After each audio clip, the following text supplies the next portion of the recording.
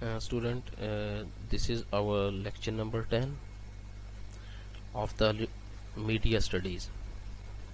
The title of this lecture is the influence of media or globalization. I draw a slash between the media and the word globalization. If someone asks to you,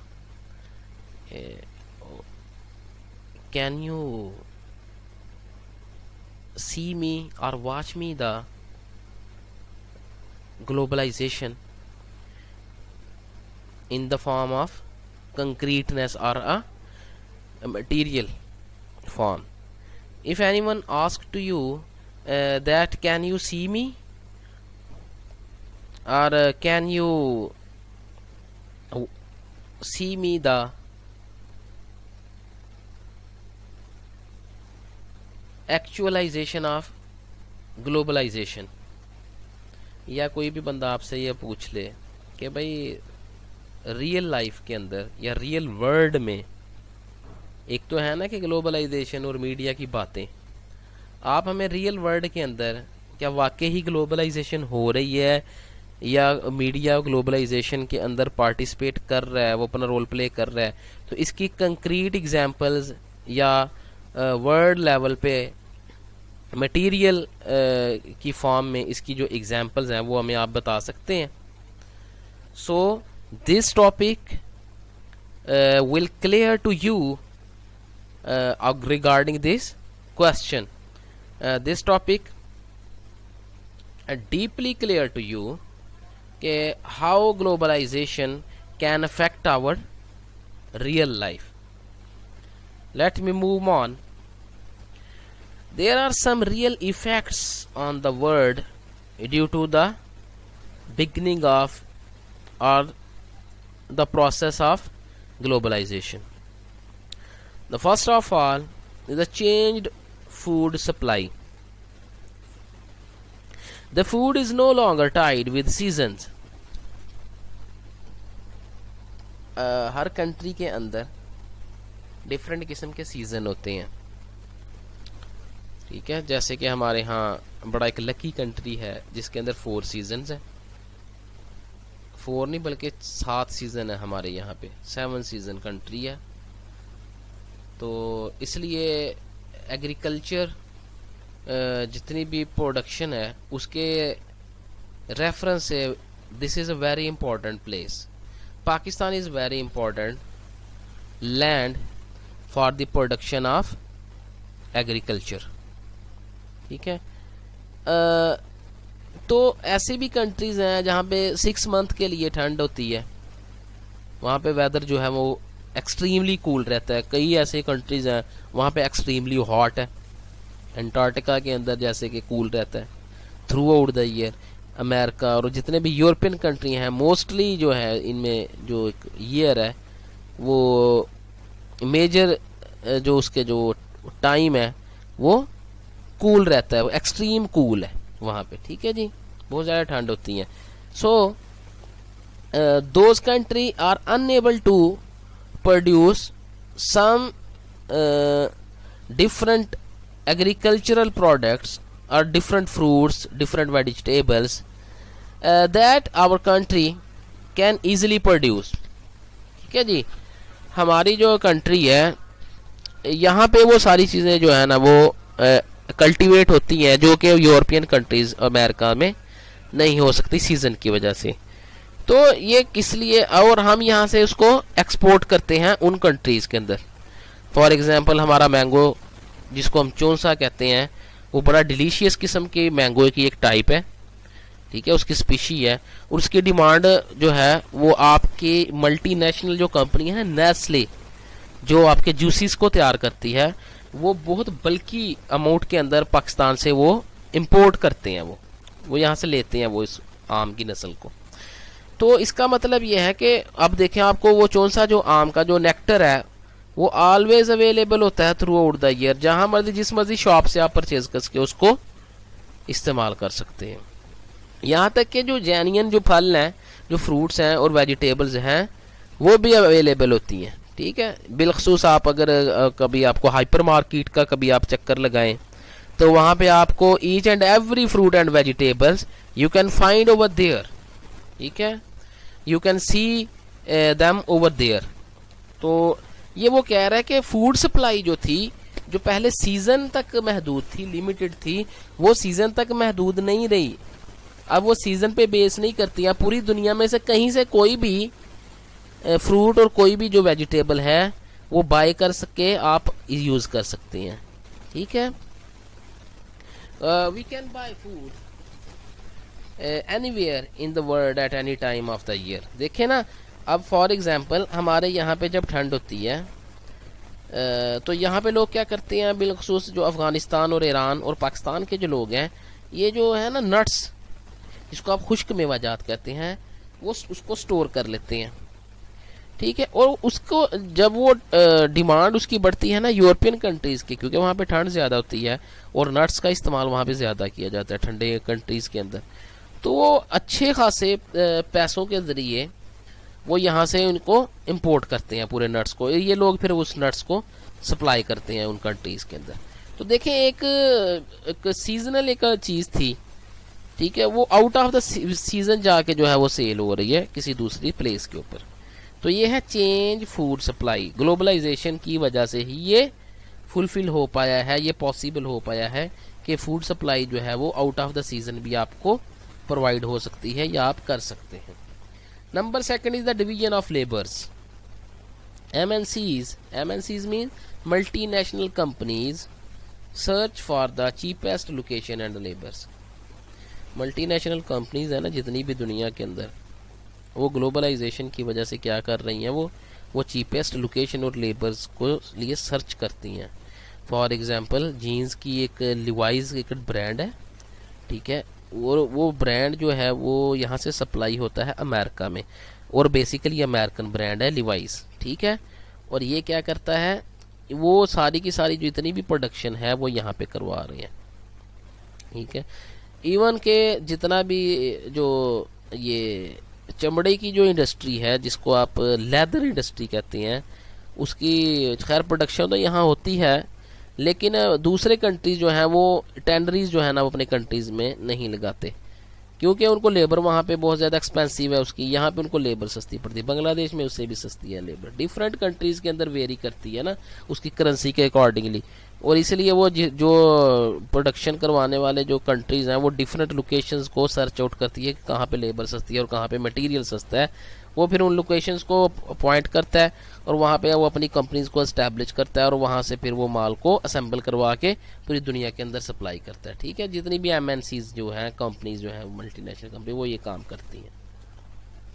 production process में be moved from developed to developed countries where cost are lower, ठीक है जी। ज़्यादातर जो production का process है वो क्या करता है, डेवलप्ड कंट्री से वो उन ममालिक की तरह जो तरक्की पजीर यानी कि तरक्की याफ्ता मुल्क जो हैं, वो लेबर का या प्रोडक्शन का ज़्यादा वो काम किनको रिस्पॉन्सिबल किनको ज़िम्मा लगाते हैं, वो तरक्की पजीर ममालिक के अंदर वो ज़्यादातर ये काम करते हैं। उसकी वजह यह है कि यहाँ पे लेबर सस्ती होती है। दूसरी वजह यह है कि पोल्यूशन वो अपने कंट्रीज़ के अंदर पैदा नहीं होने देते, ठीक है जी। तीसरी वजह यह है कि जो गंदे काम है, जैसे कि चमड़ा साफ़ करना, ये एक ज़रा अच्छा काम नहीं है।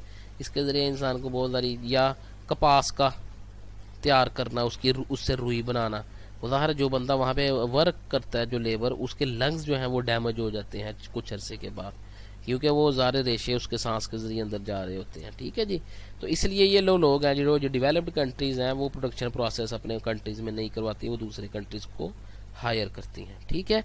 और जब दूसरे कंट्रीज़ को हायर करती हैं तो ये किसकी वजह से है, ये ग्लोबलाइजेशन की वजह से।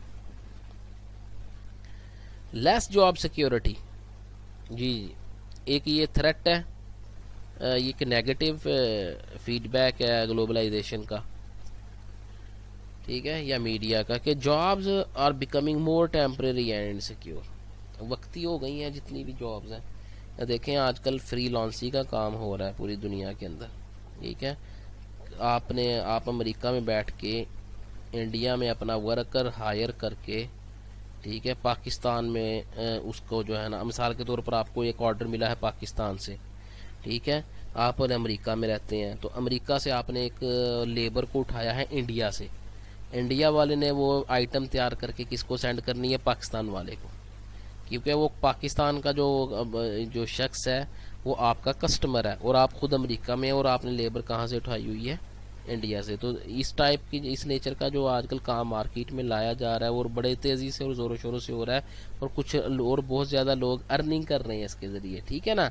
अब जब ये चीज़ें हो जाएंगी कि आप प्राइवेटली अपने लैपटॉप पे बैठ के आप वर्किंग कर रहे हैं किसी कंपनी के लिए, किसी ऑफिस के लिए, जो कि आपने कभी देखा भी नहीं, ठीक है।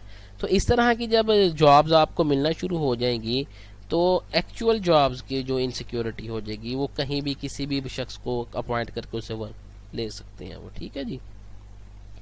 Every American hold 7 to 10 jobs over their working life. एक जो नॉर्मल अमेरिकी है वो 7 से 10 जॉब जो अपनी पूरी ज़िंदगी जो है ना काम की, उसमें इख्तियार करता है। 7 से 10 किस्म मुख्तलिफ जॉब्स जो है वो करता है, ठीक है, अपनी पूरी ज़िंदगी में। इतनी ज़्यादा देखें इनसिक्योरिटी टेम्पररी है, टेम्परीनेस है किसी भी जॉब के अंदर।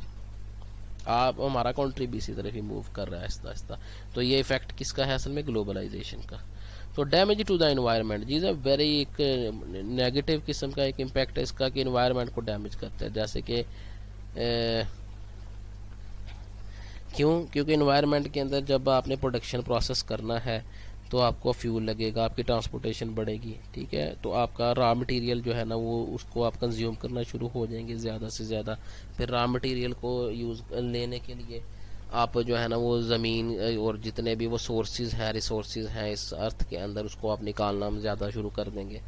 जैसे कि जो आपकी प्रोडक्शन बढ़ती जाएगी, ट्रांसपोर्टेशन बढ़ती जाएगी, ट्रांसपोर्टेशन बढ़ेगी तो आपका फ्यूल बढ़ेगा, फ्यूल बढ़ेगा तो आपका क्लाइमेट भी, फ्यूल की कंजम्पशन अगर बढ़ती है तो क्लाइमेट भी आपका बड़े बुरे तरीके से इफेक्ट होगा, ठीक है जी। तो threat to the climate change, तो ज़ाहिर है फिर जब क्लाइमेट के ऊपर मसला बनता है फिर ये लोग जो है वो एहतजाज करते हैं, ठीक है जी। तो ये threat to the climate change है। फोर्थ वन, ये भी एक प्रॉब्लम है, ग्लोबलाइजेशन ने ये पैदा कर दी है प्रॉब्लम। इसलिए इकोलॉजिस्ट जो हैं वो कैपिटलिस्ट के साथ डिफरेंट किस्म की कॉन्फ्रेंसेस कर रहे हैं और उनको वो अंडरस्टैंड करवाने की कोशिश कर रहे हैं कि अपनी प्रोडक्शन को मिनिमाइज़ किया जाए, otherwise 5 degree temperature will be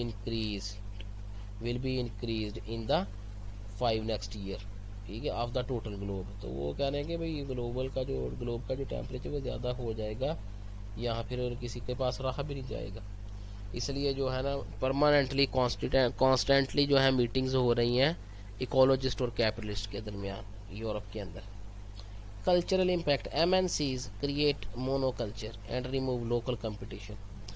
जी जो मल्टीनेशनल कॉरपोरेशंस हैं वो मोनोकल्चर को प्रमोट करती हैं और लोकल कंपटीशन रिमूव हो जाता है उसके ज़रिए। फॉर एग्जांपल हर बंदा अगर पिज़्ज़ा खाने की बात करे तो वो पिज़्ज़ा हट जाएगा, ठीक है, और बर्गर खाने की बात करें तो वो मैकडोनल्ड जाएगा, ठीक है जी। जबकि लोकल कोई भी आपके सामने ब्रांड की बात करे तो आप उसके ऊपर हंसेंगे, ठीक है। अब अमेरिका के अंदर बैठा हुआ इंसान भी पिज़्ज़ा हट से फेमिलियर है और स्विट्ज़रलैंड के अंदर बैठा हुआ शख्स भी मैकडोनल्ड से फेमिलियर है, ठीक है। अगर आप उससे मैकडोनल्ड या इसकी बात करते हैं पिज़्ज़ा हट की, तो he can easily understand to you, ठीक है, वो आपका रेफरेंस ईजिली अंडरस्टैंड कर लेगा। तो ये एक यानी कि ये पिज़्ज़ा जो है बेसिकली वेस्टर्न एक वो है एक डिश है, ठीक है। और जब मैं इससे यूटिलाइज़ होता हूँ पूरी दुनिया का कोई भी ऐसा बंदा नहीं है, चाइना, पाकिस्तान, इंडिया, अमेरिका में, का जो पिज़्ज़े से वाकिफ़ ना हो, ठीक है, जो बर्गर से वाकिफ़ ना हो, जो जिंगर से वाकिफ़ ना हो, ठीक है जी। तो जो मतलब है कि केक से वाकिफ़ ना हो। तो ये क्या हो रहा है। और फिर फॉर एग्जांपल इसी तरह आप गारमेंट्स में आ जाएं वहाँ पे, या शूज़ के अंदर आ जाए, नाइकी से कोई बंदा जो है ना फेमिलियर ना हो, लिवाई से कोई बंदा फेमिलियर ना हो, मार्क एंड स्पेंसर से कोई बंदा फेमिलियर ना हो, फेयर एंड लवली जो है ना वो भी मल्टीनेशनल ब्रांड है, उससे कोई बंदा फेमिलियर ना हो पूरी दुनिया में, ये होना मुमकिन ही नहीं है, क्योंकि these are the products of multinational companies, ठीक है। और these multinational companies are emerging the monoculture tradition, ठीक है, और लोकल कल्चर कंपटीशन को क्या करते हैं, रिमूव करती हैं ये, ठीक है। Diverse cultures are being ignored, ठीक है, जो मुख्तलिफ होता है ना कल्चर उसको इग्नोर किया जाता है। Number 6 is the increase in market consumerism, ठीक है, मार्केट कंज्यूमरिज्म के अंदर जी इजाफा हो रहा है ग्लोबलाइजेशन या मीडिया की जो कंपेन की वजह से। Advertisement and consumerism increases with the increase in globalisation, ठीक है, जैसे जैसे एडवर्टीजमेंट बढ़ती है कंज्यूमरिज्म भी बढ़ता है, ठीक है। कंज्यूमरिज्म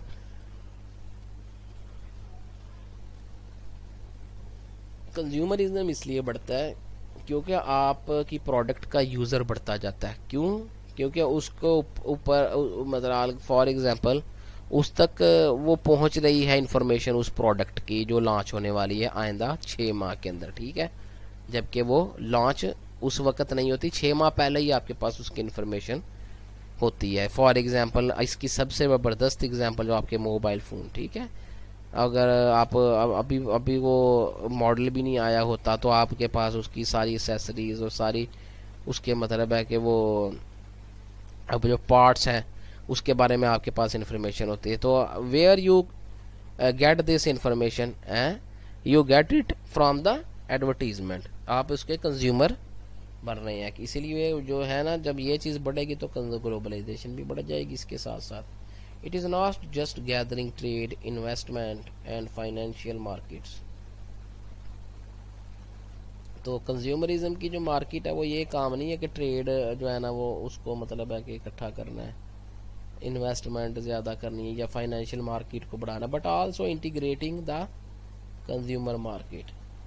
इसने क्या करना है, पूरी दुनिया की जो कंज्यूमर मार्केट है उसको इंटीग्रेट करना है भाई, ठीक है जी। Consumer receives an overflow of information through commercial advertising. तो कंज्यूमर जो है वो एक बहुत ज़्यादा इंफॉर्मेशन जो है ना वो रिसीव करता है किसके ज़रिए, कमर्शियल एडवर्टाइजिंग के ज़रिए। With in time, with the passage of time, luxuries transform into necessities. जो अय्याशियाँ होती हैं ना, इसका जो मैं अगर आपको ट्रांसलेट, अय्याशी जो है वो ज़रूरत का दर्जा पा लेती है इसके ज़रिए, ठीक है।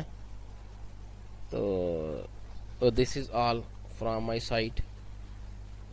If you have any question then you can ask me on my WhatsApp number. So thank you.